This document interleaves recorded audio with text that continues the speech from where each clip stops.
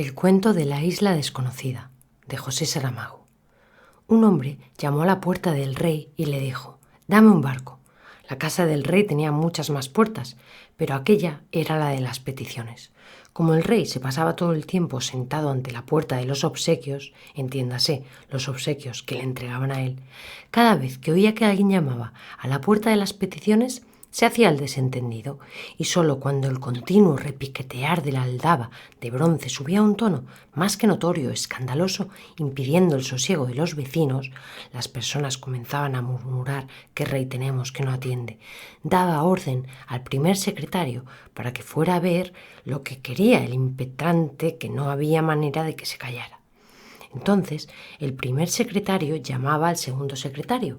Este llamaba al tercero, que mandaba al primer ayudante, que a su vez mandaba al segundo, y así hasta llegar a la mujer de la limpieza, que, no teniendo en quién mandar, entreabría la puerta de las peticiones y preguntaba por el resquicio: «¿Y tú qué quieres?». El suplicante decía lo que venía, o sea, pedía lo que tenía que pedir. Después se instalaba en un canto de la puerta, a la espera de que el requerimiento hiciese de uno en uno el camino contrario, hasta llegar al rey. Ocupado como siempre estaba con los obsequios, el rey demoraba la respuesta, y ya no era pequeña señal de atención al bienestar y felicidad del pueblo cuando pedía un informe fundamentado por escrito al primer secretario que, excusado será decirlo, pasaba el encargo al segundo secretario, este al tercero, sucesivamente, hasta llegar otra vez a la mujer de la limpieza, que opinaba sí o no de acuerdo con el humor con que se hubiera levantado. Sin embargo, en el caso del hombre que quería un barco, las cosas no ocurrieron así. Cuando la mujer de la limpieza le preguntó por el resquicio de la puerta: «¿Y tú qué quieres?», el hombre, en vez de pedir, como era la costumbre de todos, un título, una condecoración o simplemente dinero, respondió: «Quiero hablar con el rey». «Ya sabes que el rey no puede venir. Está en la puerta de los obsequios», respondió la mujer. «Pues entonces ve y dile que no me iré de aquí hasta que él venga personalmente para saber lo que quiero», remató el hombre, y se tumbó todo lo largo que era en el rellano, tapándose con una manta porque hacía frío. Entrar y salir solo pasándole por encima. Ahora bien, esto suponía un enorme problema si tenemos en consideración que, de acuerdo con la pragmática de las puertas, solo se puede atender a un suplicante cada vez, de donde resulta que mientras haya alguien esperando una respuesta, ninguna otra persona podrá aproximarse para exponer sus necesidades o sus ambiciones. A primera vista, quien ganaba con este artículo del reglamento era el rey, puesto que al ser menos numerosa la gente que venía a incomodarlo con lamentos, más tiempo tenía y más sosiego para recibir, contemplar y guardar los obsequios. A segunda vista, sin embargo, el rey perdía, y mucho, porque las protestas públicas, al notarse que la respuesta tardaba más de lo que era justo, aumentaban gravemente el descontento social, lo que a su vez tenía inmediatas y negativas consecuencias en el flujo de obsequios. En el caso que estamos narrando, el resultado de la ponderación entre los beneficios y los perjuicios fue que el rey, al cabo de 3 días y en real persona, se acercó a la puerta de las peticiones para saber lo que quería el entrometido, que se había negado a encaminar el requerimiento por las pertinentes vías burocráticas. «Abre la puerta», dijo el rey a la mujer de la limpieza, y ella preguntó: «¿Toda o solo un poco?». El rey dudó durante un instante. Verdaderamente no le gustaba mucho exponerse a los aires de la calle, pero después reflexionó que parecería mal, aparte de ser indigno de su majestad, hablar con un súbdito a través de una rendija, como si le tuviese miedo, sobre todo asistiendo al coloquio la mujer de la limpieza, que luego iría por ahí diciendo Dios sabe qué, de par en par, ordenó. El hombre que quería un barco se levantó del suelo cuando comenzó a oír los ruidos de los cerrojos, enrolló la manta y se puso a esperar. Estas señales de que finalmente alguien atendería y que, por tanto, el lugar pronto quedaría desocupado, hicieron aproximarse a la puerta a unos cuantos aspirantes a la liberalidad del trono que andaban por allí, prontos para asaltar el puesto apenas quedase vacío. La inopinada aparición del rey, nunca una tal cosa había sucedido desde que usaba corona en la cabeza, causó una sorpresa desmedida, no solo a los dichos candidatos, sino también entre la vecindad que, atraída por el alborozo repentino, se asomó a las ventanas de la casa, en el otro lado de la calle. La única persona que no se sorprendió fue el hombre que vino a pedir un barco. Calculaba él, y acertó en la previsión, que el rey, aunque tardase 3 días, acabaría sintiendo la curiosidad de ver la cara de quien, nada más y nada menos, con notable atrevimiento, lo había mandado llamar. Dividido entre la curiosidad irreprimible y el desagrado de ver tantas personas juntas, el rey, con el peor de los modos, preguntó 3 preguntas seguidas. ¿Tú qué quieres? ¿Por qué no dijiste lo que querías? ¿Te crees que no tengo nada más que hacer?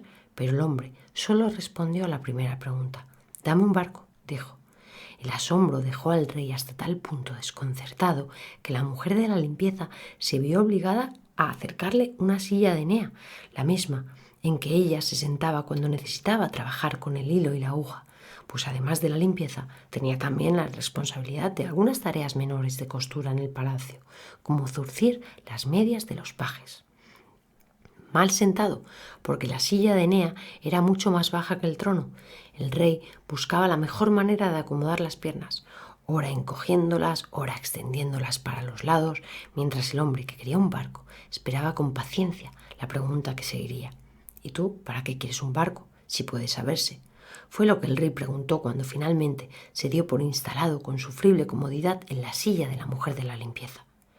Para buscar la isla desconocida, respondió el hombre. ¿Qué isla desconocida?, preguntó el rey, disimulando la risa, como si tuviese enfrente a un loco tatar de los que tienen manías de navegaciones, a quien no sería bueno contrariar así de entrada. La isla desconocida, repitió el hombre. Hombre, ya no hay islas desconocidas. ¿Quién te ha dicho, rey, que ya no hay islas desconocidas? Están todas en los mapas. En los mapas están solo las islas conocidas. ¿Y qué isla desconocida es esa que tú buscas? Si te lo pudiese decir, entonces no sería desconocida. ¿A quién has oído hablar de ella?, preguntó el rey, ahora más serio. A nadie. En ese caso, ¿por qué te empeñas en decir que ella existe? Simplemente porque es posible que no exista una isla desconocida. ¿Ya has venido aquí para pedirme un barco? Sí, vine aquí para pedirte un barco. ¿Y tú quién eres para que yo te lo dé? ¿Y tú quién eres para no dármelo? Soy el rey de este reino, y los barcos del reino me pertenecen todos. Más les perteneces tú a ellos que ellos a ti. ¿Qué quieres decir?, preguntó el rey inquieto. Que tú sin ellos nada eres, y que ellos sin ti pueden navegar siempre, bajo mis órdenes, con mis pilotos y mis marineros. No te pido marineros ni pilotos, solo te pido un barco. Y esa isla desconocida, si la encuentras, será para mí. A ti, rey, solo te interesan las islas conocidas. También me interesan las desconocidas cuando dejan de serlo. Tal vez esta no se deje conocer, entonces no te doy el barco. Darás, al oír esta palabra, pronunciada con tranquila firmeza, los aspirantes a la puerta de las peticiones, en quienes, minuto tras minuto, desde el principio de la conversación, iba creciendo la impaciencia, más por librarse de él que por simpatía solidaria, resolvieron intervenir en favor del hombre que quería el barco, comenzando a gritar: «¡Dale el barco! ¡Dale el barco!». El rey abrió la boca para decirle a la mujer de la limpieza que llamara a la guardia del palacio para que estableciera inmediatamente el orden público e impusiera disciplina. Pero en ese momento, las vecinas que asistían a la escena desde las ventanas se unieron al coro con entusiasmo, gritando como los otros: «¡Dale el barco! ¡Dale el barco!». Ante tan ineludible manifestación de voluntad popular y preocupado con lo que, mientras tanto, habría perdido la puerta de los obsequios, el rey levantó la mano derecha, imponiendo silencio, y dijo: «Voy a darte un barco, pero la tripulación tendrás que conseguirla tú. Mis marineros me son precisos para las islas conocidas». Los gritos de aplauso del público no dejaron que se percibiese el agradecimiento del hombre que vino a pedir un barco. Por el movimiento de los labios, tanto podría haber dicho «gracias, mi señor», como «ya me las arreglaré». Pero lo que nítidamente se oyó fue lo que a continuación dijo el rey. «Vas al muelle, preguntas por el capitán del puerto, le dices que te mando yo y él que te dé el barco. Llevas mi tarjeta». El hombre que iba a recibir un barco leyó la tarjeta de visita, donde decía «Rey» debajo del nombre del rey, y eran estas las palabras que él había escrito sobre el hombro de la mujer de la limpieza: «Entrega al portador un barco.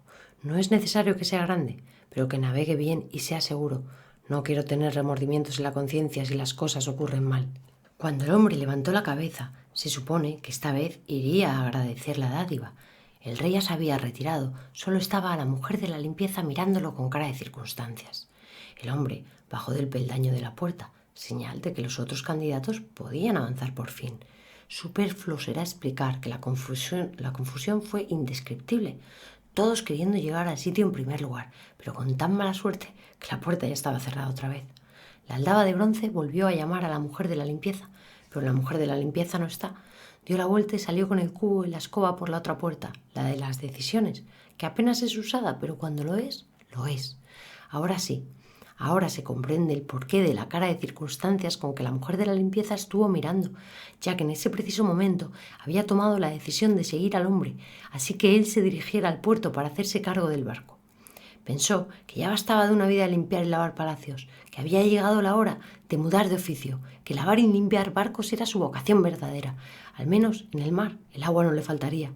No imagina al hombre que, sin haber comenzado a reclutar la tripulación, ya lleva detrás a la futura responsable de los baldeos y otras limpiezas.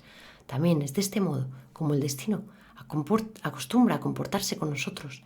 Ya está pisándonos los talones, ya extendió la mano para tocarnos en el hombro, y nosotros todavía vamos murmurando. Se acabó, no hay nada más que ver, todo es igual. Andando, andando, el hombre llegó al puerto. Fue al muelle, preguntó por el capitán, y mientras venía, se puso a adivinar cuál sería, de entre los barcos que allí estaban, el que iría a ser suyo. Grande ya sabía que no. La tarjeta de visita del rey era muy clara con este punto. Por consiguiente, quedaban descartados los paquebotes, los cargueros y los navíos de guerra. Tampoco podría ser tan pequeño que aguantase mal las fuerzas del viento y los rigores del mar. En este punto también había sido categórico el rey. Que navegue bien y sea seguro.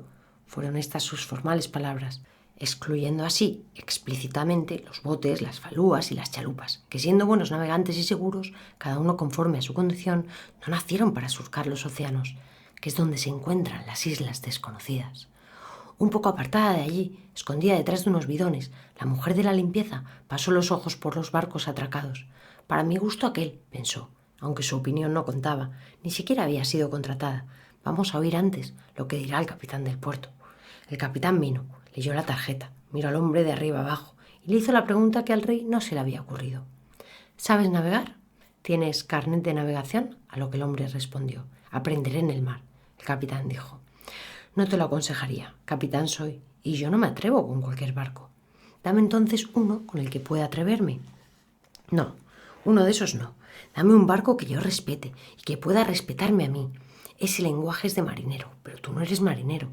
Si tengo el lenguaje, es como si lo fuese. El capitán volvió a leer la tarjeta del rey.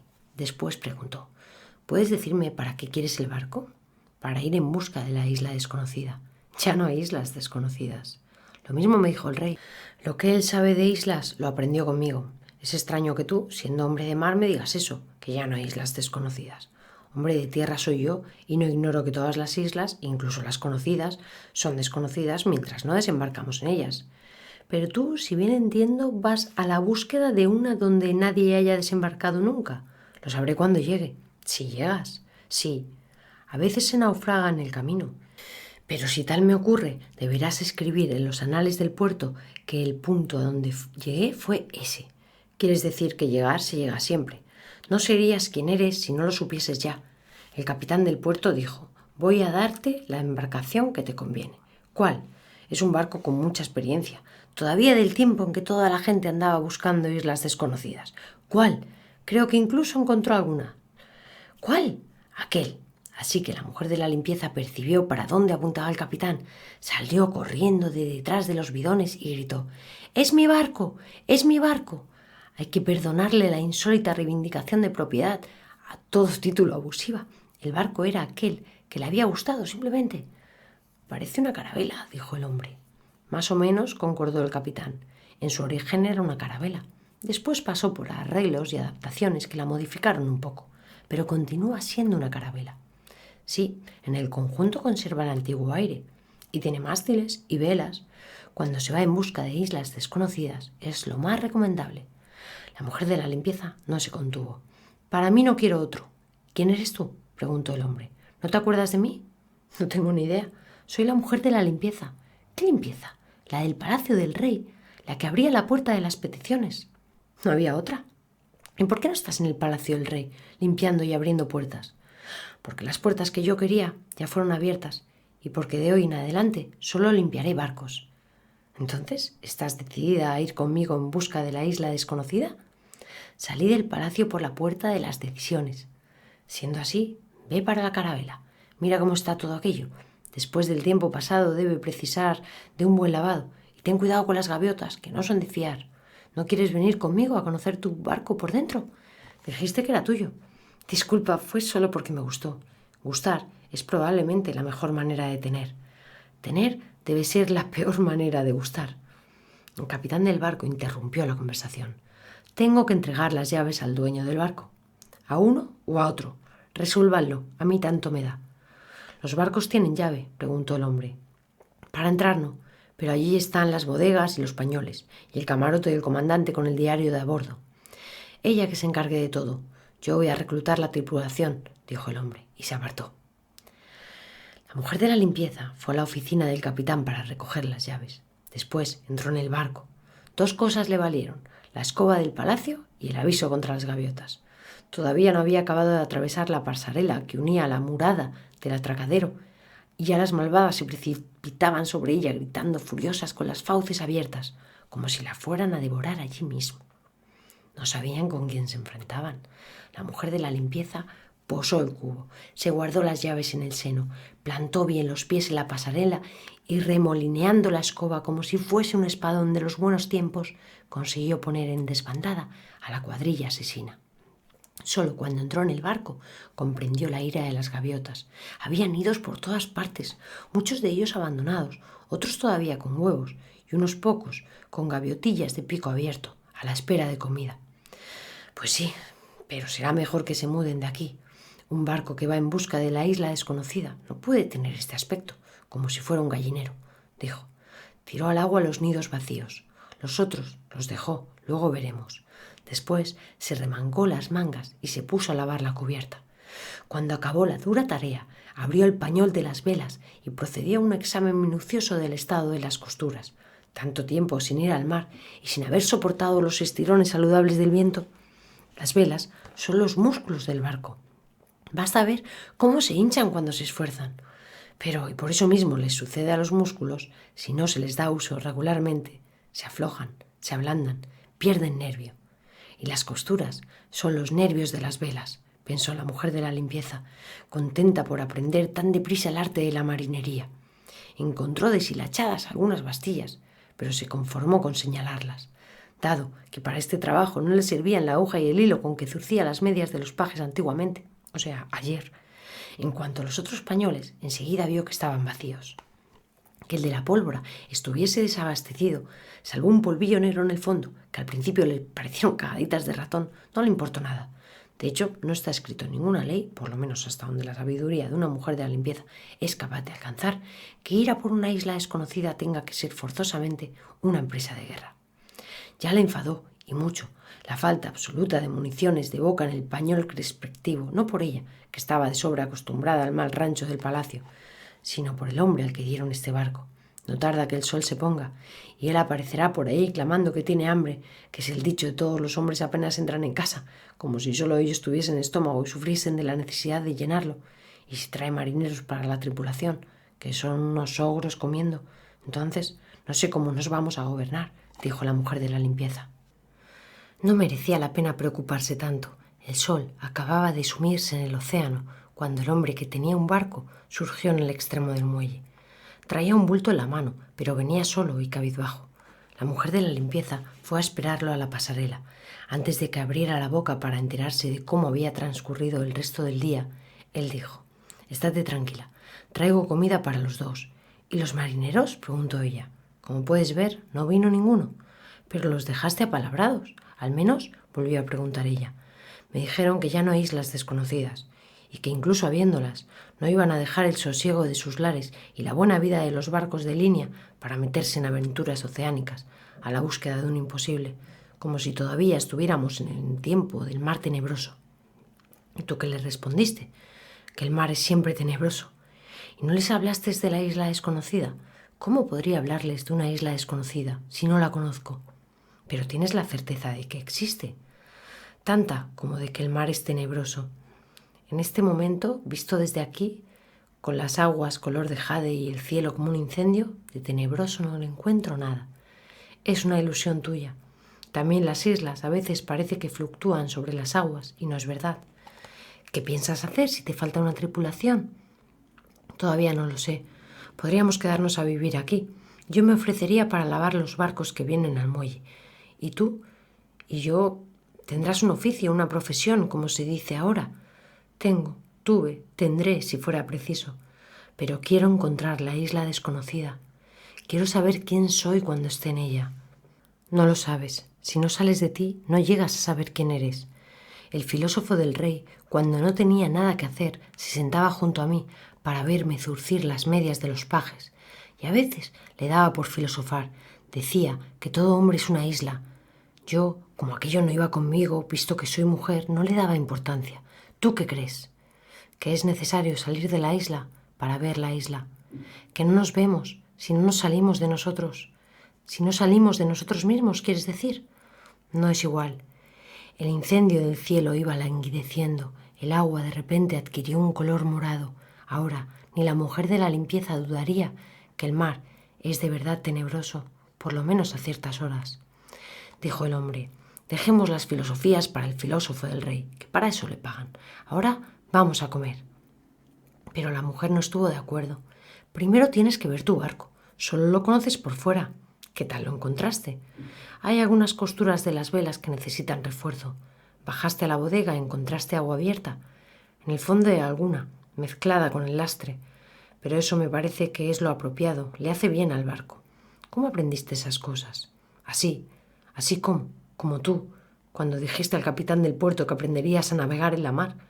Todavía no estamos en el mar, pero ya estamos en el agua. Siempre tuve la idea de que para la navegación solo hay dos maestros verdaderos. Uno es el mar, el otro es el barco. ¿Y el cielo? ¿Te olvidas del cielo? Sí, claro, el cielo, los vientos, las nubes.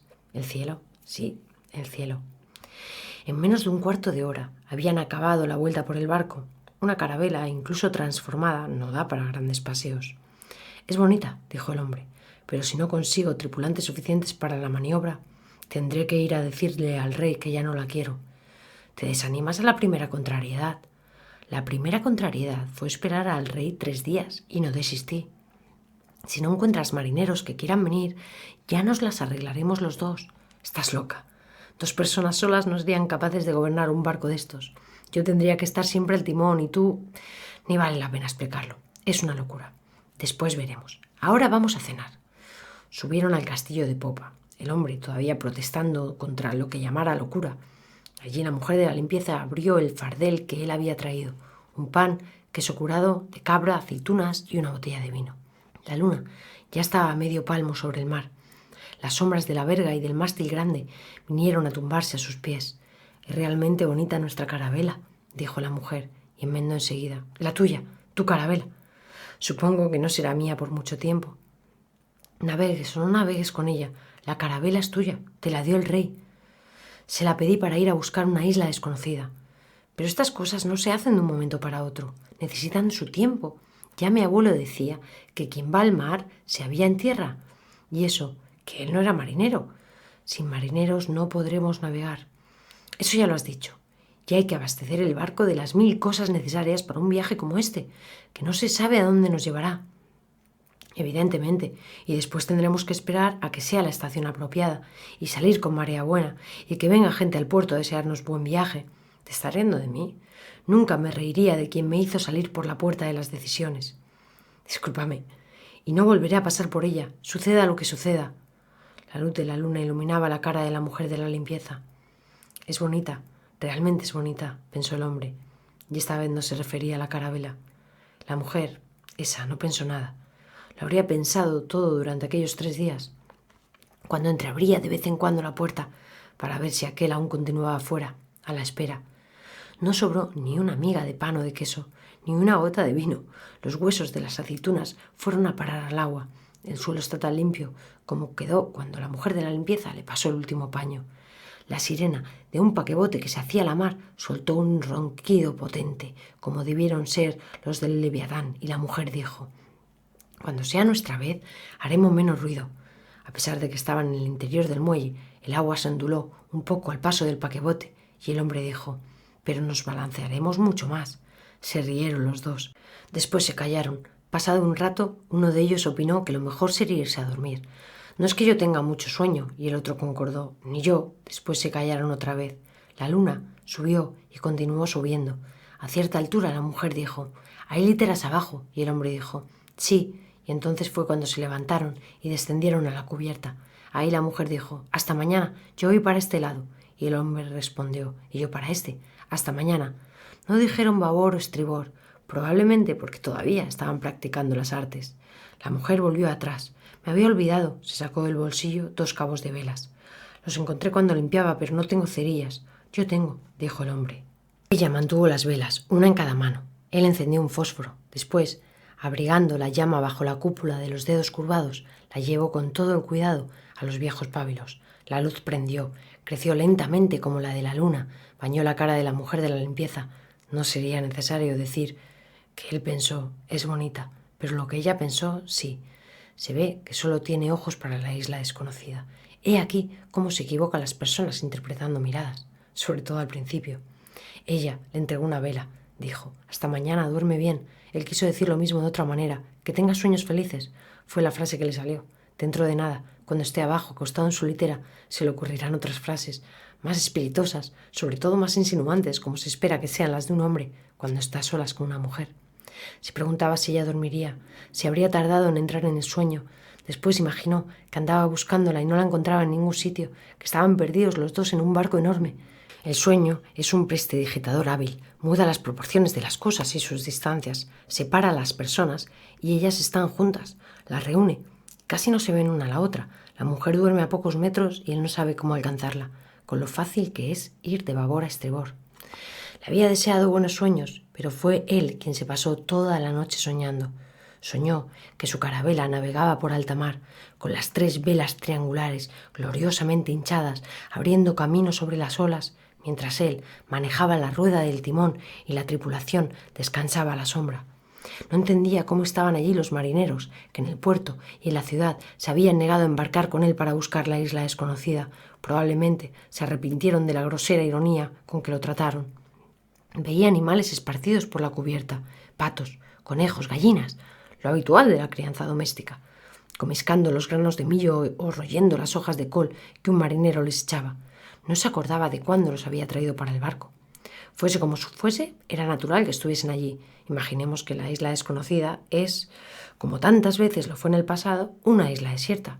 Lo mejor será jugar sobre seguro. Todos sabemos que abrir la puerta de la conejera y agarrar a un conejo por las orejas siempre es más fácil que perseguirlo por montes y valles.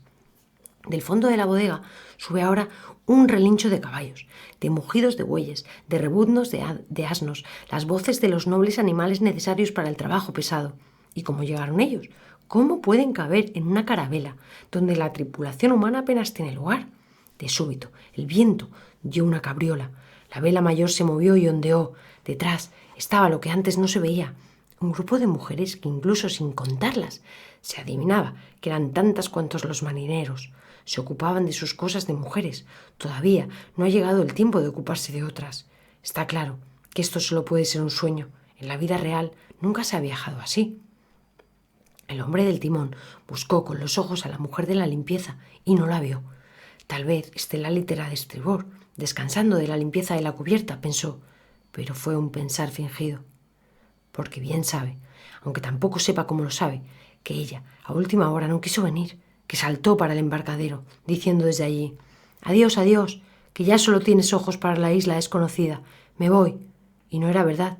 Ahora mismo andan los ojos de él pretendiéndola y no la encuentran. En este momento se cubrió el cielo y comenzó a llover. Y habiendo llovido, principiaron a brotar innumerables plantas de las filas de sacos alineados a lo largo de la murada. No están allí porque se sospeche que no haya tierra bastante en la isla desconocida, sino porque así se ganará el tiempo. El día que lleguemos solo tendremos que trasplantar los árboles frutales, sembrar los granos de las pequeñas cosechas que van madurando aquí, adornar los jardines con las flores que abrirán de estos capullos. El hombre del timón pregunta a los marineros que descansan en cubierta si avistan alguna isla desconocida, y ellos responden que no ven ni una ni de estas ni de las otras, pero que están pensando desembarcar en la primera tierra habitada que aparezca. Siempre que haya un puerto donde fondear, una taberna donde beber y una cama donde folgar, que aquí no se puede con toda esta gente junta. ¿Y una isla desconocida?, preguntó el hombre del timón. La isla desconocida es cosa inexistente. No pasa de una idea en tu cabeza. Los geógrafos del rey fueron a ver los mapas y declararon que islas por conocer es cosa que se acabó hace mucho tiempo. Debíais haberos quedado en la ciudad, en lugar de venir a entorpecerme la navegación. Andábamos buscando un lugar mejor para vivir y decidimos aprovechar tu viaje. No sois marineros, nunca lo fuimos. Solo no seré capaz de gobernar el barco. Haber pensado en eso antes de pedírselo al rey. El mar no enseña a navegar. Entonces el hombre del timón vio tierra a lo lejos y quiso pasar adelante, hacer cuenta de que ella era el reflejo de otra tierra, una imagen que hubiese venido del otro lado del mundo por el espacio. Pero los hombres, que nunca habían sido marineros, protestaron. Dijeron que era allí mismo donde querían desembarcar. «Esta es una isla del mapa», gritaron. «Te mataremos si no nos llevas». Entonces, por sí misma, la carabela viró la proa en dirección a tierra. Entró en el puerto y se encostó a la muralla del embarcadero. «Podéis iros», dijo el hombre del timón. Acto seguido salieron en orden. Primero las mujeres, después los hombres, pero no se fueron solos. Se llevaron con ellos los patos, conejos y gallinas. Se llevaron los bueyes, los asnos y los caballos, y hasta las gaviotas, una tras otra. Levantaron el vuelo y se fueron del barco, transportando en el pico a sus gaviotillas, proeza que no habían acometido nunca, pero siempre hay una primera vez.